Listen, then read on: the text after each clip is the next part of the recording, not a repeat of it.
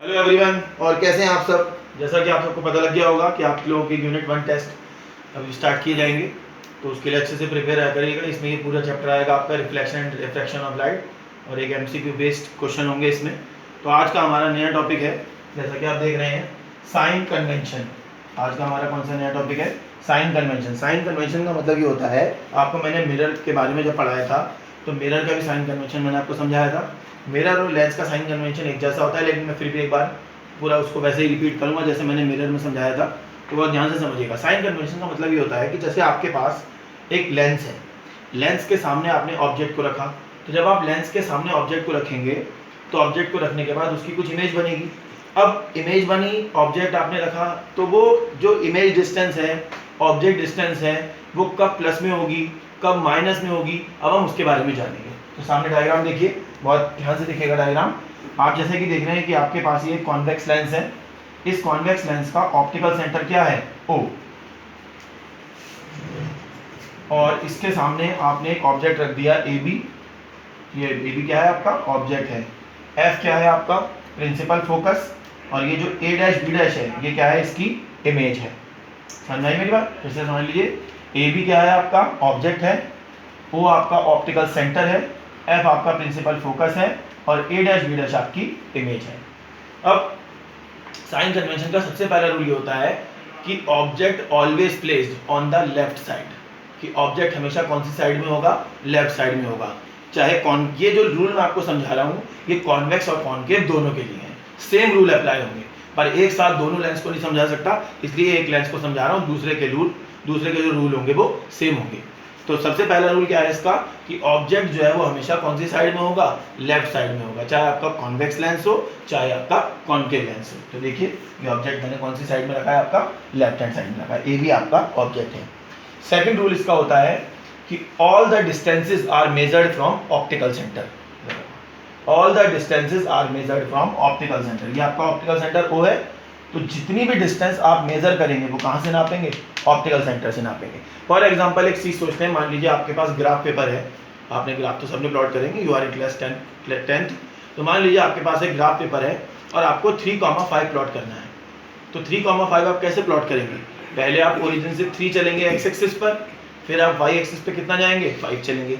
तो वहाँ जो भी डिस्टेंस या जो भी कोऑर्डिनेट्स आप मेजर करते हैं, वहाँ किससे मेजर करते हैं? ओरिजिन से मेजर करते हैं। तो जो काम वहाँ पर ओरिजिन करता है ग्राफ में, वही काम यहाँ पर कौन करेगा? ऑप्टिकल सेंटर करेगा। तो पहला रूल क्या है? All the distances are measured from, all the objects are placed on the left side. दूसरा क्या है कि जितनी भी डिस्टेंस आप मेजर करेंगे वो सबके सब कहाँ से मेजर करेंगे? ऑप्टिकल सेंटर से। तीसरा सबसे बेहतरीन वाला रूल, बहुत ध्यान से समझिएगा इसको। आपने ऑब्जेक्ट ए भी यहाँ रखा है, तो लाइट इस डायरेक्शन में जा रही होगी, लेफ्ट से राइट की तरफ। ऑब्जेक्ट लेफ्ट साइड में रखा है, तो लाइट कैसे ट्रेवल कर रही है? लेफ्ट से राइट की तरफ। तो जितनी भी डिस्टेंस इस डायरेक्शन में होंगी वो सबकी सब क्या होंगी? पॉजिटिव होंगी। समझ में आया मेरी बात आपको? ऑब्जेक्ट लेफ्ट साइड में रखा है, तो ऑब्वियस सी बात है कि इसकी जो डायरेक्शन है वो कैसे जाएगी? लेफ्ट से राइट की तरफ। तो जितनी भी डिस्टेंस आप इस तरफ मेजर करेंगे इस डायरेक्शन में, वो सबकी सब क्या होंगी? पॉजिटिव। यानी आसान शब्दों में, लाइट की डायरेक्शन में काउंट होने वाली जितनी भी डिस्टेंस है वो सबकी सब क्या होती हैं? पॉजिटिव होती हैं। और उसके अगर इधर देखो भैया, और उसके अगर ऑपोजिट आप मेजर करेंगे तो वो क्या होगी?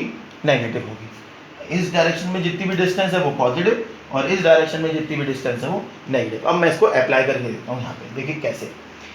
ओ ए क्या है? आपकी ऑब्जेक्ट डिस्टेंस है। ओ ए क्या है? आपकी ऑब्जेक्ट डिस्टेंस है। अब आपको ये बताना है कि ये प्लस होगी या माइनस होगी। सोचते हैं, देखिए, अगर मैं इस डायरेक्शन में जाता हूँ तो डिस्टेंस कैसी होती है? प्लस। और अगर मैं इस डायरेक्शन में जाता हूँ तो डिस्टेंस कैसी होती है? माइनस। तो बताइए ओ ए क्या होनी चाहिए? प्लस होगी या माइनस होगी? माइनस। ओ ए होगी आपकी माइनस, नेगेटिव होगी।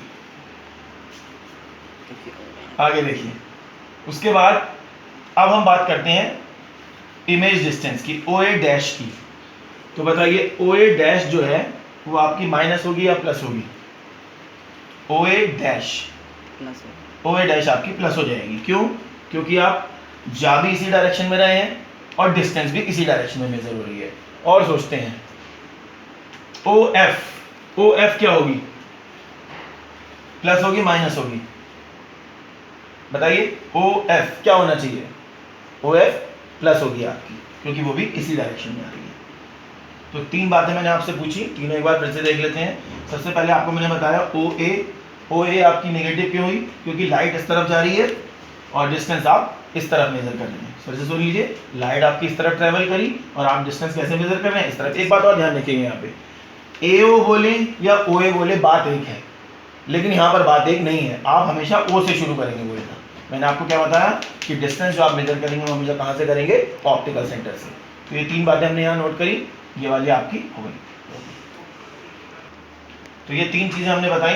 अब हम एक इसका लास्ट रूल क्या है कि जो भी हाइट, अब हम यहाँ पे हाइट की बात करेंगे, हाइट या लेंथ, जो भी हाइट आप वर्टिकली अपवर्ड मेजर करते हैं, वर्टिकली अपवर्ड का मतलब ऊपर की तरफ, वो क्या होगी, पॉजिटिव होगी, और जो नीचे की तरफ मेजर करेंगे वो क्या होगी, नेगेटिव होगी। तो मुझे बताइए ए बी क्या होना चाहिए, पॉजिटिव होगा नेगेटिव होगा, ए बी तो नेगेटिव होगा, पॉजिटिव होगा, ए बी क्या होगा आपका, पॉजिटिव होगा, क्योंकि वो ऊपर की तरफ जा रहा है। और ए डैश बी डैश क्या होगा, नेगेटिव होगा, क्योंकि वो नीचे की तरफ आ रहा है। ये टोटल जो है ये ग्राफ के रूल फॉलो कर रहे हैं कि आप एक्स एक्सिस की तरफ जाते हैं प्लस में तो प्लस हो जाती है, और अपोजिट जाती है तो माइनस। वाई एक्सिस में आप ऊपर की तरफ जाएंगे तो प्लस हो जाएगी, और नीचे की तरफ आएंगे तो माइनस हो जाएगी।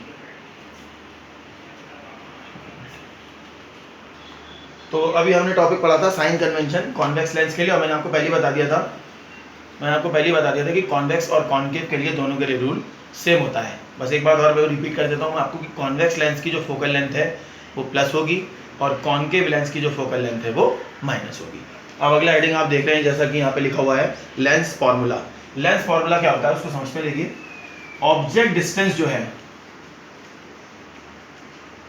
ऑब्जेक्ट डिस्टेंस को हम दिखाते हैं u से, इमेज डिस्टेंस जो है उसे हम दिखाते हैं v से, और आपकी जो फोकल लेंथ है उसको हम दिखाते हैं f से। ऑब्जेक्ट डिस्टेंस को हम किससे दिखाते हैं, u से, इमेज डिस्टेंस को हम किससे दिखाते हैं, v से, और फोकल लेंथ को हम किससे दिखाते हैं, f से। ठीक, तो ये जो तीन आपने u, v और f लिखे, इन तीनों को आपस में रिलेट करने वाला जो फॉर्मूला होता है, इन तीनों को आपस में जोड़ने वाला, रिलेट करने वाला जो फॉर्मूला होता है, उस फॉर्मूले को हम क्या बोलते हैं, लेंस फॉर्मूला। और ये फॉर्मूला आपको याद रखना है, इसमें बिल्कुल गड़बड़ नहीं होनी चाहिए।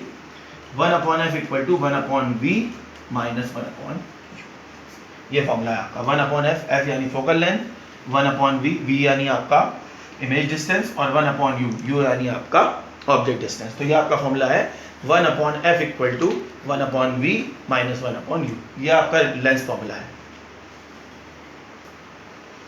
अब कुछ बातें मैं आपको बता रहा हूँ, उसको याद रखिएगा। अगर आपके पास कॉन्केव लेंस है तो कॉन्केव लेंस के लिए जो ऑब्जेक्ट डिस्टेंस है वो हमेशा नेगेटिव रहती है, इमेज डिस्टेंस है वो भी हमेशा नेगेटिव रहती है। कॉन्वेक्स लेंस के लिए आपकी जो ऑब्जेक्ट डिस्टेंस है वो हमेशा नेगेटिव होगी, और इमेज डिस्टेंस जो है वो वेरी कर सकती है क्वेश्चन के हिसाब से। ठीक, और उसके बाद H1 और H2 तो मैंने बता ही दिए थे। अब तो हमने अब लेंस फॉर्मूला पढ़ा। अब लेंस फॉर्मूले के बाद हमारा अगला टॉपिक आज का है मैग्नीफिकेशन। बहुत ध्यान से समझिएगा ये सारे टॉपिक, क्योंकि कल हम या आज अगर पॉसिबल हुआ तो इसके न्यूमेरिकल्स की बात करेंगे। ठीक है, अब अगला हेडिंग आपका क्या है, मैग्नीफिकेशन। देखिए मैग्नीफिकेशन का मतलब क्या होता है, बहुत ध्यान से समझिएगा। सपोज करिए मेरे पास कोई ऑब्जेक्ट है, उस ऑब्जेक्ट की अपनी कुछ हाइट होगी। अब उस ऑब्जेक्ट की जो भी अपनी हाइट है, उस हाइट के बाद जब आप उसको किसी लेंस के सामने रखें, चाहे कॉन्वेक्स हो या कॉन्केव हो, डजेंट मैटर, कोई भी लेंस हो सकता है। तो जब आप उस ऑब्जेक्ट को लेंस के सामने रखेंगे तो लेंस के सामने रखने के बाद उसकी हाइट चेंज होगी, कम होगी, ज़्यादा होगी, या हो सकता है बराबर भी रहे। तो मैग्नीफिकेशन का मतलब क्या हुआ कि लेंस ने किसी ऑब्जेक्ट की हाइट को कितना कम या कितना ज़्यादा कर दिया। समझ में आ रही है? बराबर भी हो सकता है, ऐसा नहीं हाइट बराबर भी हो सकती है। जैसे हम प्लेन मिरर के सामने खड़े होते हैं तो हमारी हाइट तो बराबर ही रहती है। अगर मैं 6 फुट का हूँ या 5 फुट 7 इंच का हूँ तो मैं उतने का ही दिखाई दूंगा, प्लेन मिरर की बात कर रहा हूँ। लेकिन अगर कॉन्वेक्स या कॉन्केव है तो उसकी हाइट को चेंज कर देता है। तो मैग्नीफिकेशन का मतलब ये होता है कि जब आप किसी ऑब्जेक्ट को लेंस के सामने रखते हैं तो उसकी हाइट कितनी चेंज हुई, जो इमेज बनी। अब इसका फॉर्मूला क्या होता है, देखिए मैग्नीफिकेशन है उनका, हाइट की जगह लेंथ भी आ सकता है, एक ही बात होती है। Height of image upon height of object. क्या फॉर्मूला लिखा आपने इसका? Height of image upon height of object. कई जगह पे ऐसे भी लिख देते हैं HI अपॉन HO। इसका मतलब ये हुआ कि आप इमेज की हाइट को जब ऑब्जेक्ट की हाइट से डिवाइड कर देंगे तो आपको क्या मिलेगा? मैग्नीफिकेशन मिलेगा। और अगर उसमें नोटिफिकेशन में लिखें इसको फॉर्मूले को तो क्या है? M equal to H2 upon H1। H2 क्या है यहाँ पे? इमेज की हाइट है। और H1 क्या है यहाँ पे? ऑब्जेक्ट की हाइट है। कुछ किताबों में या कुछ बुक्स में या नोट्स में HI अपॉन HO भी दे रखा होता है। तो HI का मतलब क्या है? I का मतलब क्या है यहाँ पे? इमेज से, और O का मतलब यहाँ पे क्या है? ऑब्जेक्ट से। तो दोनों एक ही फॉर्मूले हैं, एक ही बात हुई दोनों में। तो अगर मैग्नीफिकेशन की डेफिनेशन लिखने को आएगी तो आप क्या लिखेंगे? It is the ratio of height of object and height, it is the ratio of, sorry, it is the ratio of height of image to the height of object. कि image का height और object का height, इन दोनों का जो ratio है, यानी जो डिवाइड करके जो आंसर मिलता है, वो क्या कहलाता है? आपका मैग्नीफिकेशन कहलाता है। एक इसका और फॉर्मूला है, ये भी आपको याद रखना है। M equal to H2 upon H1 equal to V upon U। अगर आपको याद हो तो हमने मिरर में भी एक फॉर्मूला लिखा था, M equal to H2 upon H1 equal to minus V upon U। Mirror में हमने क्या लिखा था? माइनस। और आपका यहाँ पे जो, यहाँ पे किसकी बात हो रही है? यहाँ ये भी लिख देते हैं, लेंस। यहाँ पर हम किसकी बात कर रहे हैं? लेंस की बात कर रहे हैं, ठीक है। तो आपका फॉर्मूला क्या आ गया? M equal to H2 upon H1 equal to V upon U। तो ये आपके मैग्नीफिकेशन का फॉर्मूला हो गया। और एक बहुत जरूरी बात मैं आपको बता दूं, जैसे रिफ्रैक्टिव इंडेक्स की कोई यूनिट नहीं होती, तो ऊपर भी आपकी स्पीड आ जाती है, नीचे भी स्पीड आ जाती है, या ऊपर भी एंगल नीचे भी एंगल। तो जैसे रिफ्रैक्टिव इंडेक्स की कोई यूनिट नहीं होती, इसी तरीके से मैग्नीफिकेशन की भी कोई यूनिट नहीं होती है। कई बार एक क्वेश्चन पूछ लेते हैं कि मैग्नीफिकेशन की यूनिट क्या है, तो आप कहेंगे कोई यूनिट नहीं। क्यों? क्योंकि ऊपर भी हाइट, नीचे भी हाइट, ऊपर भी मीटर, नीचे भी मीटर, हाई मीटर से मीटर कैंसल, कोई यूनिट नहीं। तो जैसे मैग्नीफिकेशन की कोई यूनिट नहीं होती, इसी तरह रिफ्रैक्टिव इंडेक्स की भी नहीं होती। तो ये आपको बिल्कुल इन चीज़ों को याद रखना है, अच्छे से पढ़ना है और अपने टेस्ट की तैयारी करनी है। Thank you very much. Thank you.